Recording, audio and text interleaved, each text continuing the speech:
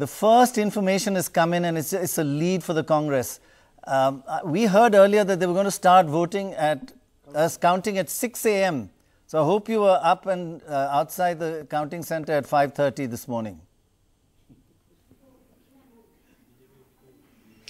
4 o'clock, Dr. Rai, just for the record. We've had to travel a bit to come to Samirpur, but the counting did start at 8 o'clock, and we are coming to you from Samirpur at the moment, from the house of Mr. Dhumal. But just to say that, you know, away from the very intense and aggressive and even heated campaign from Gujarat, Himachal has been a very cool election, and at 8 degrees, so we can perhaps even say so. And here, this has been a very hyper-local election fought by local leaders on local issues. So you've got a 6-time Chief Minister, Veerbhadra Singh, fighting it out with a 3-time Chief Minister, Mr. P.K. Dhumal. Both, remember, fighting said to be their last elections, and both in their 80s and 70s respectively, with their sons waiting in the wings for that. But, you know, having said that, this has been Himachal, which has seen a revolving door result for the past several decades now. This has been quite an unprecedented election, and I just want to point out 2 reasons for that.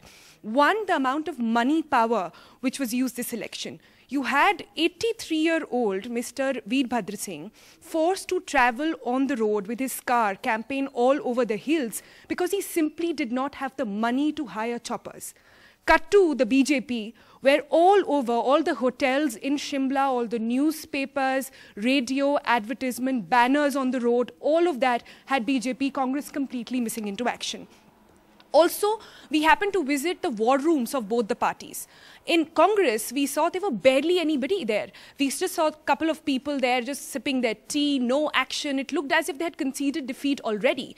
Now again, cut to the BJP, which had 3 war rooms in Shimla alone. They had 150 people working up in 3 shifts, round the clock, working up their phones, getting feedback and mobilizing people on the ground.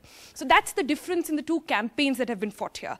Second reason why this has been quite an interesting election is that BJP stepped away from its norm of fighting an election in the name of Prime Minister Modi and was forced, many are saying, to come out with the name of Mr. Dhumal just 10 days before the election. And why is that? Because perhaps many say that the Modi magic does not really work here in the hills. They want local leaders. Quickly, before I hand back, and you know, I can hear Mr. Dhumal's ghanti playing upstairs. He's probably going to be, you know, in his puja at the moment, and he should be stepping out very shortly. But I just want to show you very quickly this picture that I found very interesting here, Dr. Roy.